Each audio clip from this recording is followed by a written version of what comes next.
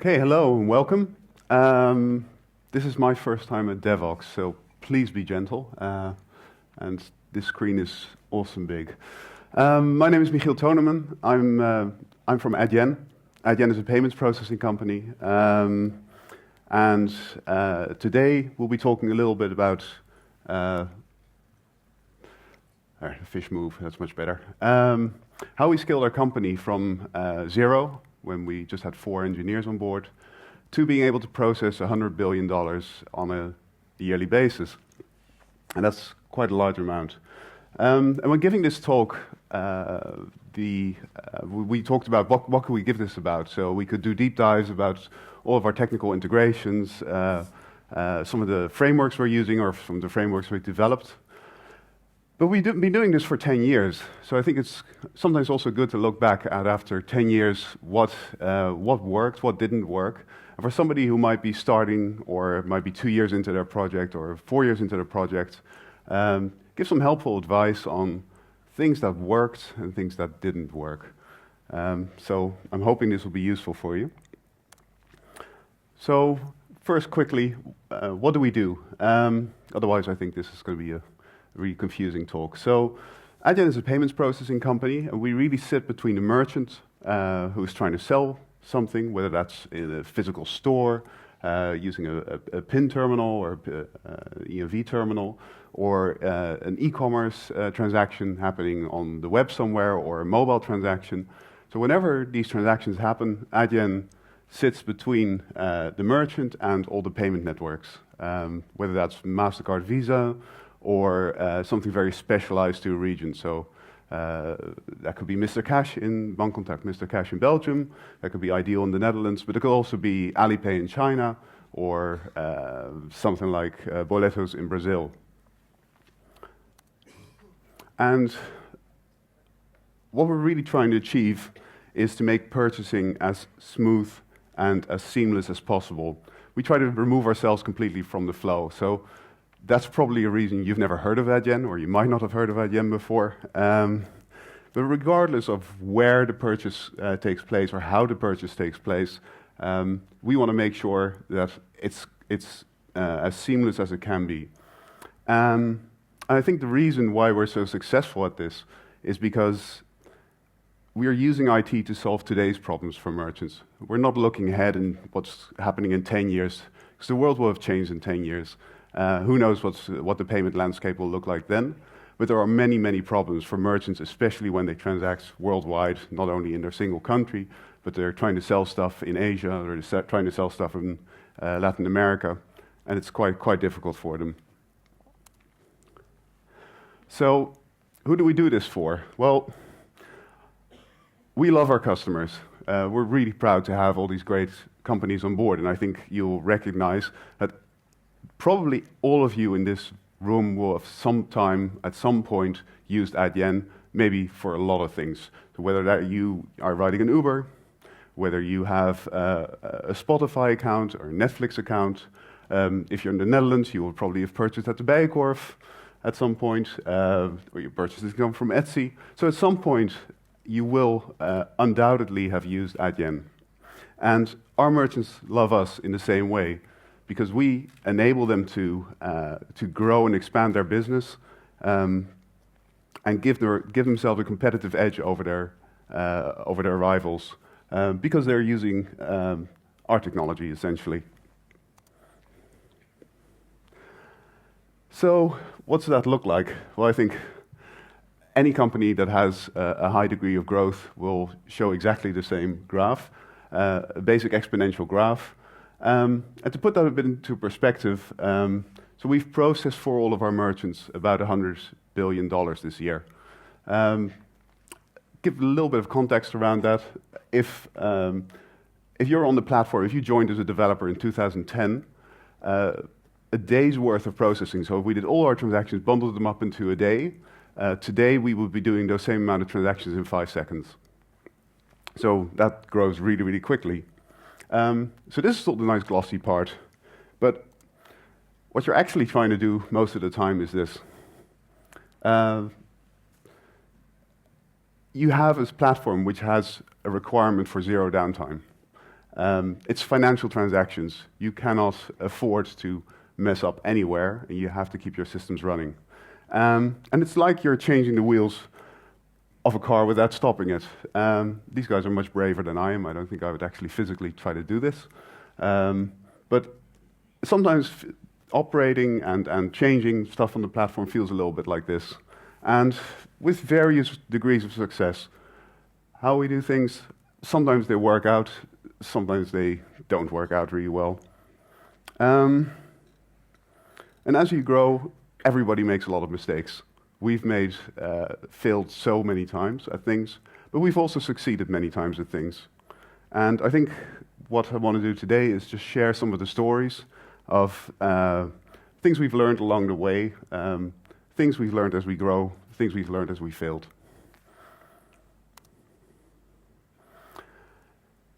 So who knows about maturity versus complexity? It's an idea from Pinterest. Good, I don't see many hands. It's not my idea. It's an idea that's put forward by Pinterest. I think it's really interesting because I've always intuitively felt this way, but I've never been able to put it into words. And Pinterest was very effective at showing us what the maturity versus complexity graph looks like. They basically define maturity as the blood, sweat, and tears you put into a piece of software divided by the complexity of the software.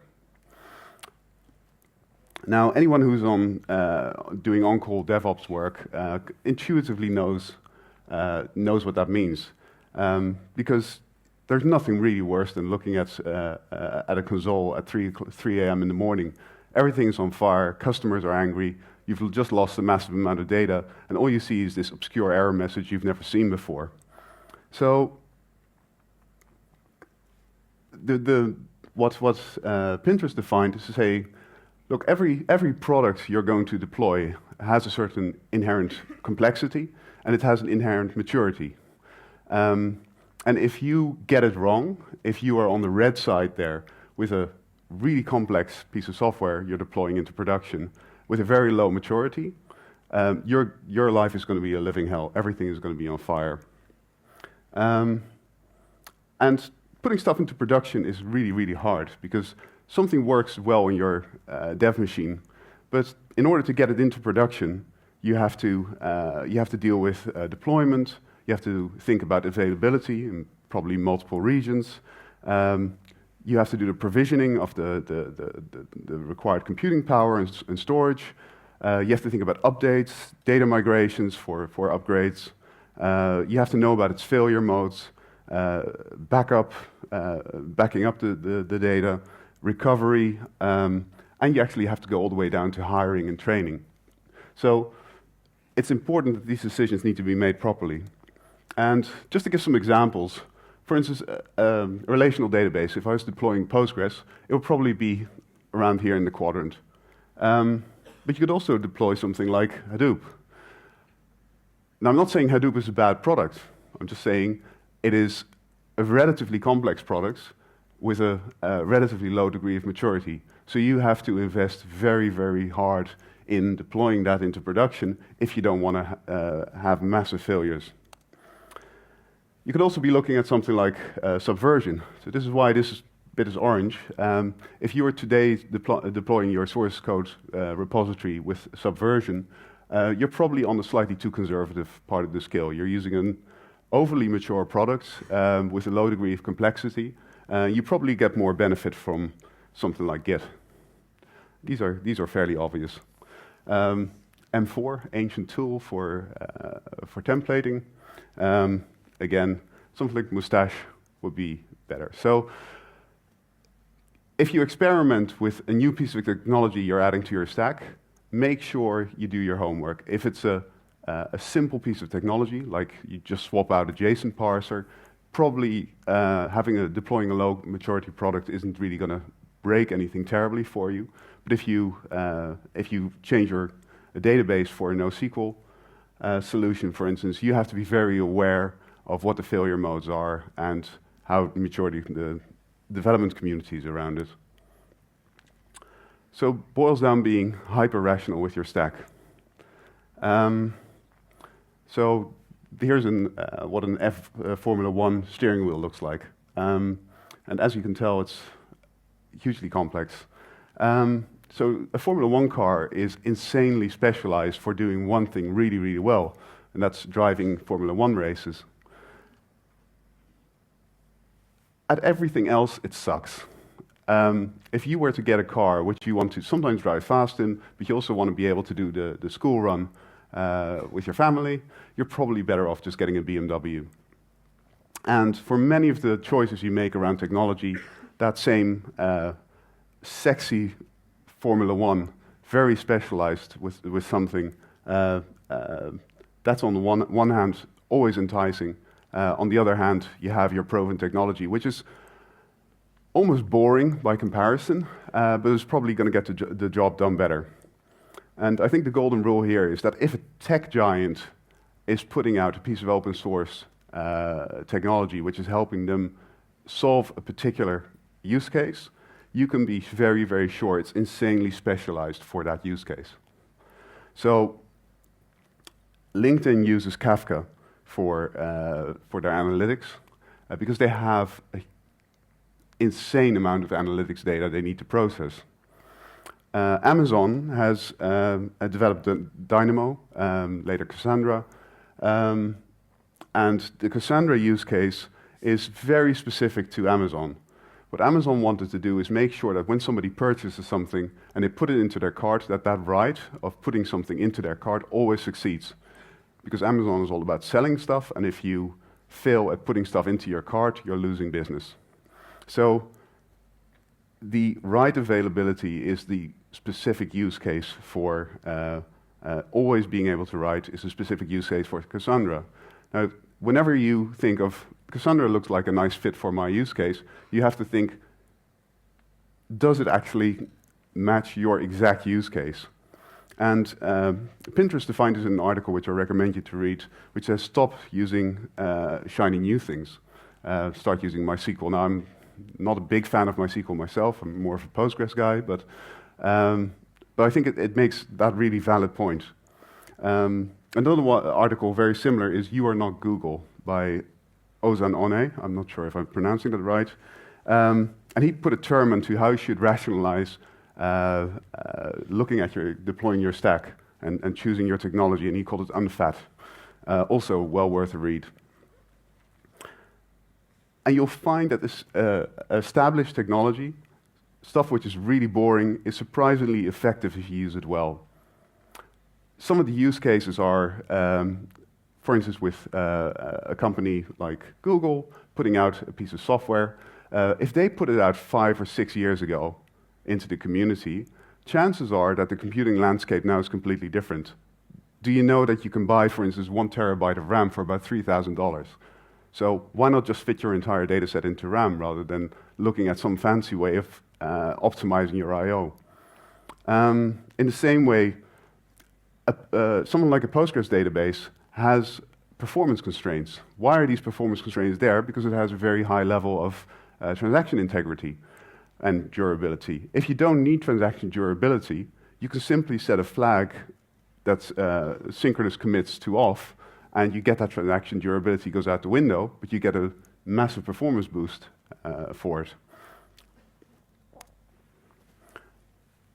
And Marty Wiener from Pinterest said basically the same thing, that after a year of just putting out new technology for every single problem they faced and scaling that, everything was on fire, and they were basically had their ops teams running day and night just to put out all the fires, and everything was breaking in their own special ways. So enough of that. Talk a little bit about something we encounter called merge hell. This, by the way, is the worst traffic jam in history. It's in China. You see 50 lanes of traffic. I didn't even know there were highways with 50 lanes of traffic. And it took 12 days to resolve. So that's a really bad traffic jam. I thought Antwerp was bad. So when everybody wants to commit at once, you get into merge hell. If you're in Scrum teams and you're at the end of the sprint, you know exactly what that looks like. And over the years, we've seen a pattern emerge, that whenever a project failed, that a large proportion of those projects had two things in common. First thing is they were developed by a developer who was keeping it to themselves. So basically keeping the code outside of the main line for a long time. Basically going over the code, not consulting with colleagues, and finding out after a while that they were digging themselves in deeper and deeper. And when they were finally pressured to release because the project needed to be done, there was a promise made or a contractual obligation with a customer, and when they tried to commit it, they committed it just before the release. So they were pushing a huge body of change which nobody had seen before, which nobody knew about, onto the main line just before a release moment. Now that is when you get into merge hell. So we thought of ways of how can we make it possible that all the developers get early access to each other's changes. Because if you see somebody else's changes come in, you can do something about it at that point, and you can optimize there. So just to quickly show you what our release procedure looks like. Everybody develops on our main line, so no exceptions. You don't get to run a project branch for 6 months. What you do is you just develop on the trunk. And whenever we want to move something into production, we branch off from the main line, stabilize that branch with patches, and then once it's gone through all the testing, regression testing, it gets deployed to our integration environment, and when merchants get early access there, they can spot anything we might have missed, and if we're happy, we push it into production. Now, any change we do, we first do the change on the main line, as I said, but if we need to fix something on a production branch, the change is first applied to the main line and later ported to the production branch. At a certain stage, when that production branch is in production, we want to start with a new production branch. So we fork off again from the main line, start stabilizing that branch. At that point, we have 2 production branches which are active. Once that stabilizes and that gets pushed to production, we terminate the old production branch and the new branch takes over. So that's when what we call installing a release.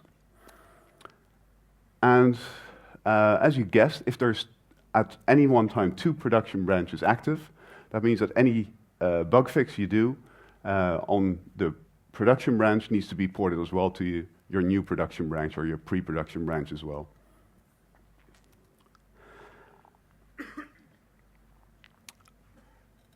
And what we're trying to do is get everybody to commit early, commit often.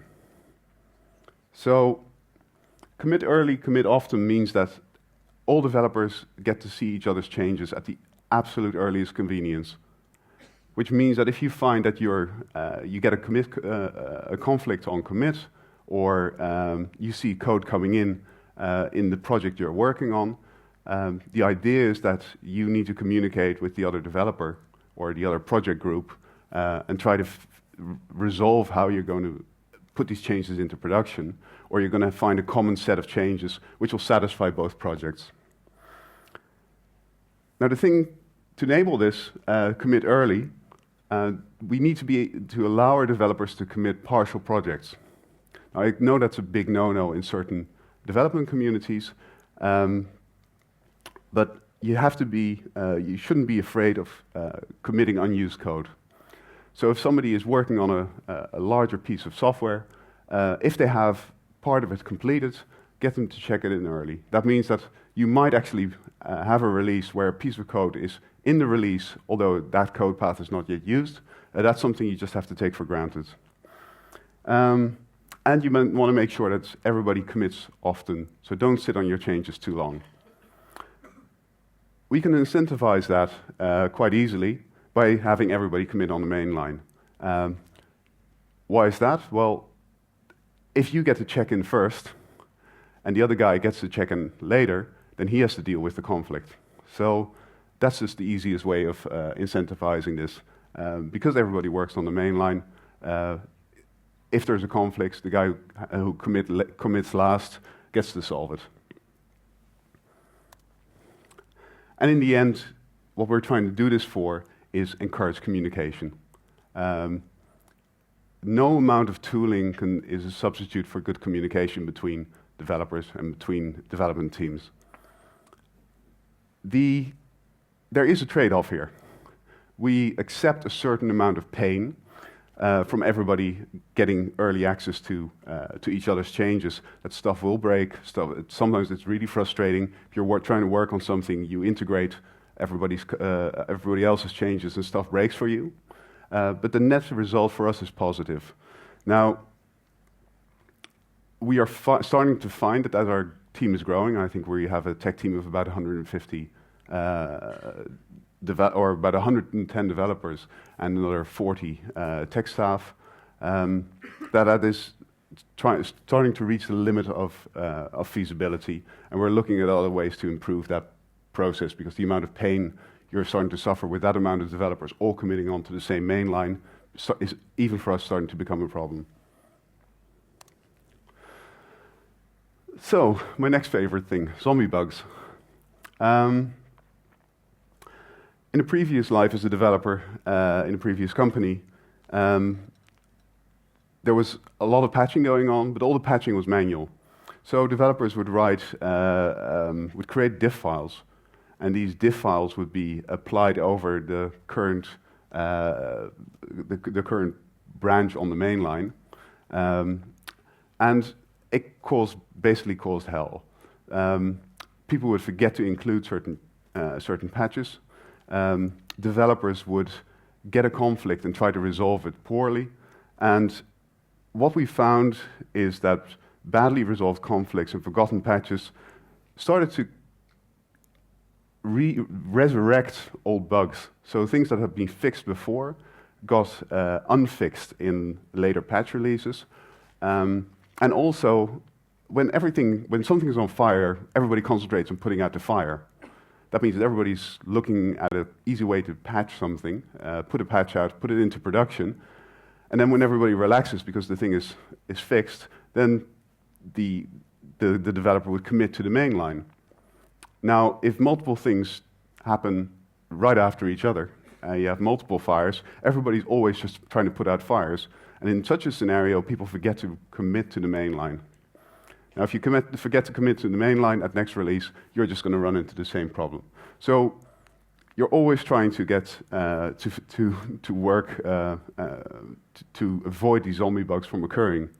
And actually, a nice thing, if you set up your release process like this, is there's no good reason for a zombie bug to ever exist. And we actually don't really ever have them. And the reason is, every fix is first applied on the main line and then ported over to the production branch. That porting over is enforced with a commit hook. So there's just simply a commit hook in the source code repository that says, if you have a certain change you want to put onto the production branch, you need a 4 eyes policy, you need a reviewer, and B, you need a revision number on the main line before you're allowed to commit. That doesn't mean those two changes have to be exactly the same. You don't have to have a perfect one-on-one patch onto production, because what you're looking for is always to minimize the risk on production.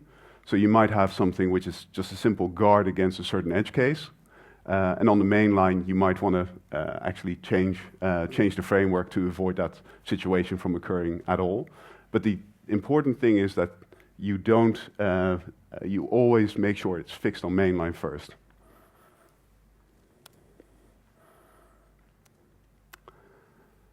So a little bit about change. The reason we can be successful as a business is because we have a lot of change on the system. A lot of changes means a lot of new functionality for our merchants. The platform moves forward really quickly. And releasing is simply a process of pushing improvements of existing code, as well as new and cool software features into production. Now, as you grow and you have more developers, the rate of change increases, and the monitoring of your production of your software going live becomes more complicated, because what you're checking basically if your software is going live is that software behaving as it was before? So are there no regressions happening? And also, for these changes which are happening, are these changes, these features, or these new pieces of functionality, are they working as intended? So that's just kind of a split role for somebody monitoring a release. It's on the one hand just making sure that everything operates as it was, but also checking, is this new piece of software doing exactly what it's supposed to be doing? And I've just symbolized that with a bee. A bee is a very useful little critter, but yeah, if you annoy it, it stings you. And what was starting to happen is the ops teams monitoring the installation of the release were getting overrun by the amount of change. So before you know it, you start missing things that are subtle things that are going wrong. They might not throw big error messages. It might be quite subtle. But the amount of changes, people were just really happy who are monitoring the system if everything kind of seemed to be okay. But if a certain piece of functionality was not having the intended effect or was misbehaving, it started to be missed. And I think anybody who has a significant code base will have at some point created a little toggle that says, okay, this is the old code path, this is the new code path, or I don't want to activate this just yet. I want to be there and monitor it closely when I activate a piece of code. I think if you're from booking, you call it experiments. Everybody has their own lingo. And my recommendation would be centralize this, because before you know it, everybody is creating their own unique and special ways of creating these little software toggles. Software toggles have a couple of real benefits, is that you can separate out the deployment of or the activation of your change from the deployment of your change. But the disadvantage they have is that they leave old code paths in your code, because you need to have both code paths available when you activate the software toggle, and there is no incentive to clean up your old code paths. That makes for messy software. But worse is that if you have an old code path which has which was never cleaned up, you run the risk at some point, maybe because your toggle framework is misbehaving, or maybe through a refactor and a wrong assumption, and you can accidentally start reactivating old code paths with pretty bad consequences sometimes.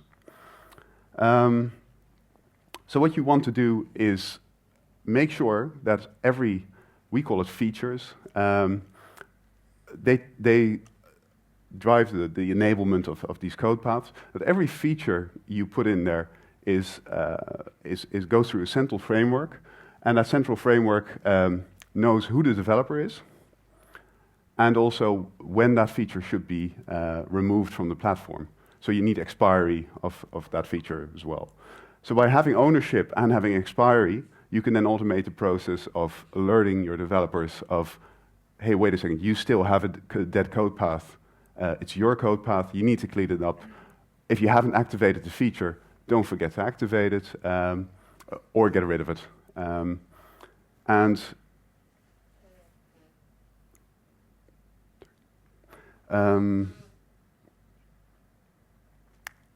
what we do is with these features is we expose these features by default to everybody on the development system. So regardless of what the feature is, it's always on for everybody who runs on the integration platforms and on the development systems. That reduces the risk of these features being dormant until they get activated on production, and then the first thing we know about them that goes wrong is when we see it on production. So these features are really well tested during the integration and during the development phase, and only when, but they're still dormant on the production system, and then on the production system we can toggle these features one by one. We can canary on a single server. So we have through JMX we expose tooling to activate these features on all these code paths on all servers at once. But we can also just toggle them on one, so we can canary, and we can even do a percentage-based canary. So say only 1 out of every 10 requests gets to see this new code path. The JMX part of the framework also manages persistence, so that if we restart an application, it simply picks up the features as in the state they were before.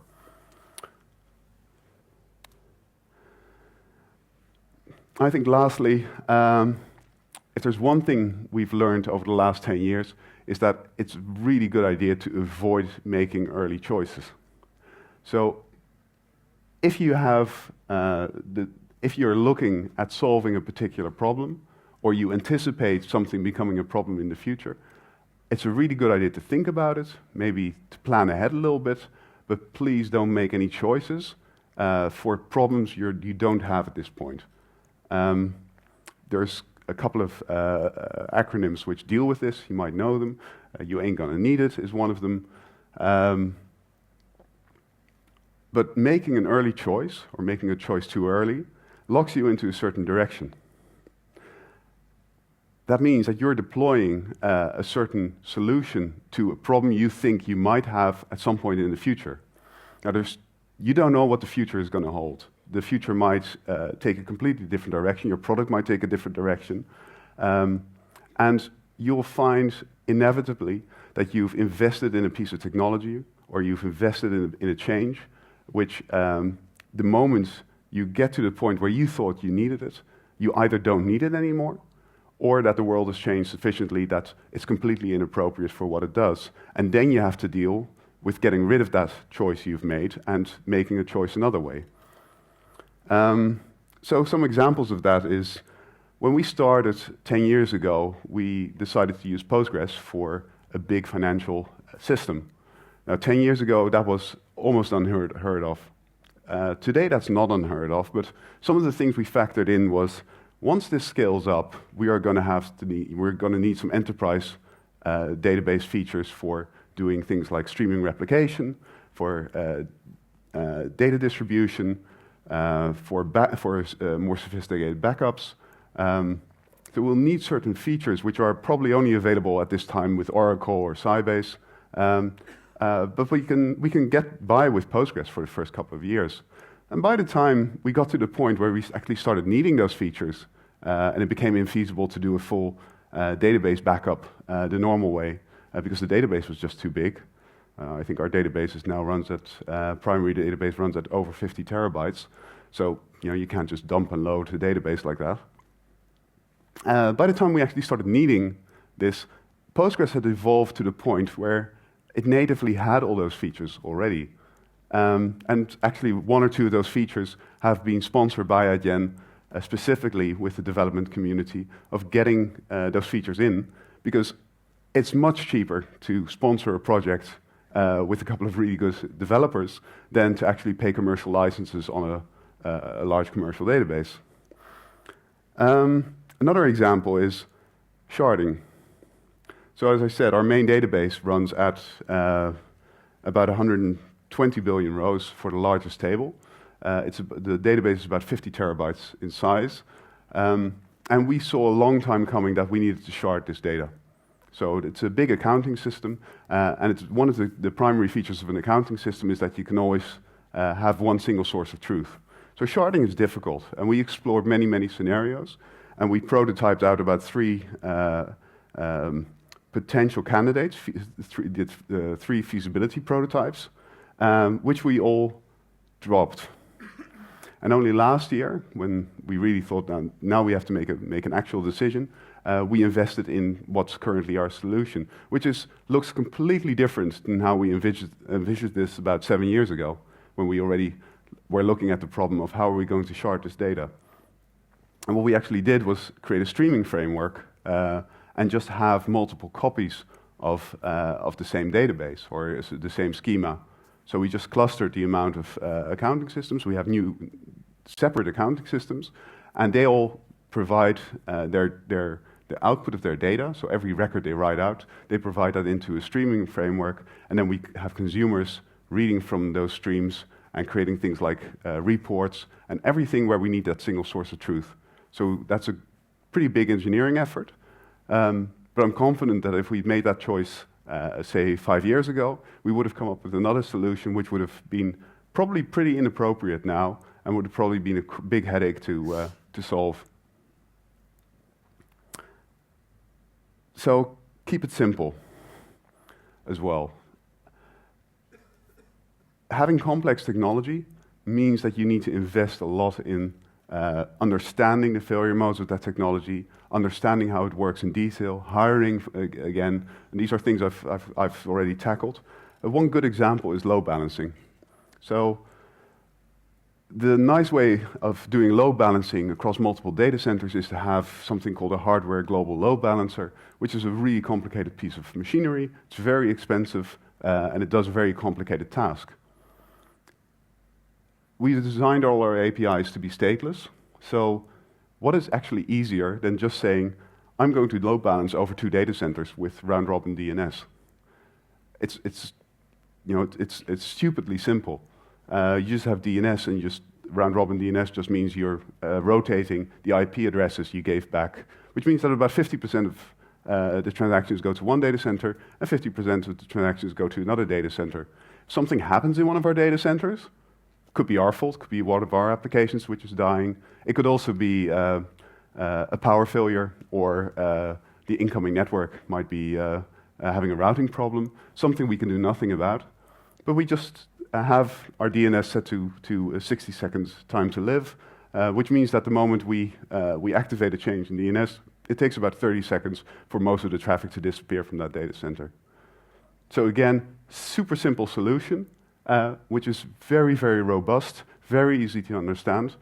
We thought when we started 10 years ago that is a choice we're definitely going to have to revisit, because life is never that, it couldn't be that simple. But in fact, when we look at it now, we're just so glad we never chose another solution for it, because it just works that exceptionally well, and it's so easy to understand and maintain. So that brings me kind of to the end of my talk. I think the whole spirit of this is that I want to share knowledge about what we've learned in the last 10 years. So I'm definitely looking for questions from the audience. Before I start taking questions, we are always on the lookout for new engineering talent. So if you feel we're doing interesting stuff, please visit our booth. We are right at the entrance. I'll be happy to share some ideas over coffee there. But are there any questions? Go ahead. Go back to your branching model, your branching workflow. Sorry. Can you go back to your branching Git workflow? Yeah. I have a question about. So we're here. Yeah. You have 2 features which are developed at the same time. One must be released at the end of the week, and one other in the future, for example. Yeah. When you create your branch, production branch 120, you take changes, maybe already some commits of the future feature. Yeah. That will be shipped to production in an unfinished state. How do you deal with this scenario? So I think in summary, your question is, if you have stuff which is not all being finalized at the same time, so at different time periods, and you are cutting a production branch somewhere halfway, and we don't run formalized sprints, so we don't all kind of converge on at the same moment, then you are going to have semi-completed projects in your next release. I've never seen a problem with that. I know a lot of development organizations see that major problems with putting code into production which is not used yet. I think it's something that is quite logical. We release not as often probably as some of you, but for a financial institution, we release about every 3 weeks, do a full system release. That scares the hell out of our regulators. They don't like people, and they don't seem to really understand that it's like walking. If you just walk every day, you're not going to fall over. But if you stand still for 6 months, you try to take a step, you're probably going to fall. They don't really see that something you do often, it gets de-risked by doing it often.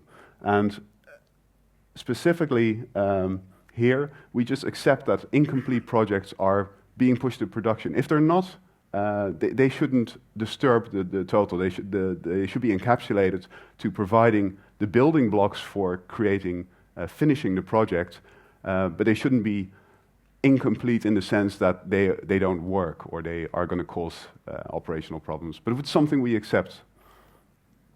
Another question? Go ahead.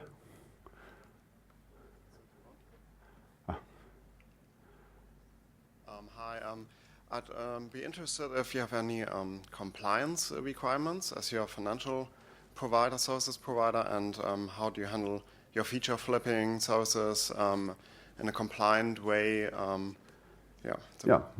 So good question. Again, we're a financial company. We're an IT company, but also, pretty heavy on the finance stuff. And that means that we do get regulated. In fact, we become so big that it became natural for us this year to apply for a banking license. We're now under the European Union, a European bank. And of course, that does mean your compliance aspects of writing your software changes. You have things like PCI compliance, of course, because you're handling credit card data. You have your auditory compliance on the financial side. These things are all important, and they having an agile workflow does not conflict with your compliance requirements. I think that's first and foremost. But it does mean you have to be quite strict about certain things. So what we need to be able to do is to show that we are in control of our software development process, because it doesn't really matter where if you're releasing every 6 months, you're dumping out essentially a huge amount of change at a very infrequent pace onto the system. We can show that we have good code review, that every single code change is actually checked before it goes into production, and that's actually a physical printout where somebody just has a tick list of every SVN commit, and for every release it's about that much paper. But just being able to provide that evidencing and proof is enough for regulators to see that we are actually doing the right things. Go ahead. I didn't really understand. Do you have one big, massive application that you deploy every 2 weeks or a month? Yeah, good question. Do we have one single massive application? Is it a monolithic application? So, no, it isn't. It's I think it's floats somewhere between a service-oriented architecture and microservices. But they all, why they don't fit microservices is that all of our software, which runs on our production system, is tagged and branched at the same time. So they all live in a single code repository, and there's a single branching and patching strategy, and the versioning is all unified across the software. But each service is independently deployable. It's completely separate in its resources from other services. So there's no individual work streams which have individual release cycles. And why not? If I can think. Also, a little bit of bad experience. We've been bitten before by in previous jobs by having a lot of complexity about version matching, saying, oh, this version needs to be deployed with this version. It doesn't actually work with that version. And I think these are all solvable problems. I'm not saying we're not inventing we don't want to reinvent the wheel, but we're not also doing. I think one of the keynotes said, every problem in software engineering has already been solved. It's just a matter of applying that knowledge. But for us, dealing with just a simple versioning and a simple tagging structure across your entire code base means that integration testing is just that much simpler, really, and regression testing. But it's an arbitrary choice. I completely admit it. Have you thought about what you might do if the code base gets too big? Yeah. So the code base is getting too big. I've forgotten exactly how much, but it runs into millions of lines of code. So what we've done recently is, I also mentioned that the code base is getting too big for everybody to work on the main line the way we've always done that. So one thing we've done recently is implemented Gradle and just separated out all of the software basically into small Gradle sub-projects, and that becomes much easier to manage. We haven't gotten the full benefit of it yet, but it's getting there definitely. Any other questions? Yes. Yeah. One more question. You explained a bit about the event streams that you use. Yeah. Can you tell a bit about the technology you selected? Okay, that's also a really good question. So I talked a little bit about, just briefly talked about streaming, and I actually did a talk about this on the Lease Web conference about how our streaming technology works. So the problem we have is we used to have, we have all these front ends who are taking payment transactions. They store these locally. I mean, one of the nice things about using an open source database is because you don't have licensing costs for your database. You can afford to put a database on every front end, and that works out really nicely. So there's a little bit of local storage on each front end. They store the transaction and then port that over back to the central back office. That means we can decouple the front end completely in terms of availability from the back end. Now the back end is used to be a single accounting database, and we would basically go into the database with queries and just pull reports, pull things like what's called capture files, stuff we send off to MasterCard, Visa, and do our reconciliation based on files we get back from MasterCard, Visa, and banks, etc. So there's a lot of this single source of truth and fetching data from the database. Now the moment you say, okay, I'm going to have a second accounting system, that all goes out the window. The moment you split that, you can no longer, I mean, technically you could run a query here and run a query there and then combine the results, but you're not really getting any benefit from your sharding at that point because you're just multiplying the amount of queries. So what we did instead of that is just pull a stream of data from each transaction, and that transaction data is quite big. It's completely denormalized. So we face two challenges there. One is the size, because every transaction becomes quite big because it's just a denormalized version of a highly normalized schema in the accounting system. So one thing we did there is used Z standard with a dictionary-based compression, which is quite nice. I can recommend that. And we used Alibaba's fast JSON to serialize because we did want to have human-readable, schemaless data representation. Now that streaming data goes into, so we investigated Kafka, because I mean that's the obvious candidate there. Kafka is amazing. I think it's an amazing product. It's brilliant at what it does. But one thing it doesn't really do well is guaranteed consistency.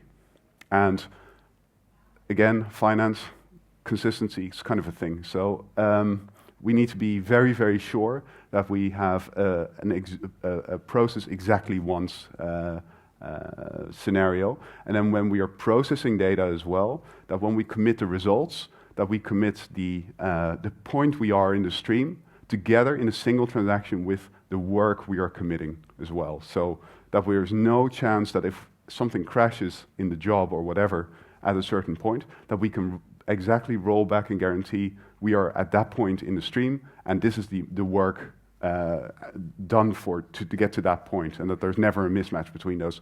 So I think Kafka in the latest release is actually getting something pretty similar to that, but before, when we started running this, definitely not. So we built our own Kafka-esque solution. That sounds really weird, Kafka-esque solution, on Postgres. Because Postgres we understand really, really well. Postgres does all the durability of transactions, like pure asset database. It's awesome what it does, and it was performant enough for the use case we threw at it. So we just built a relatively lightweight structure based on this serialized normalized data structure, denormalized data structure, and then just built this whole concept of streaming, so have producers and consumers on top of Postgres. And it's working marvelously, actually. Last question. I have 1 minute left.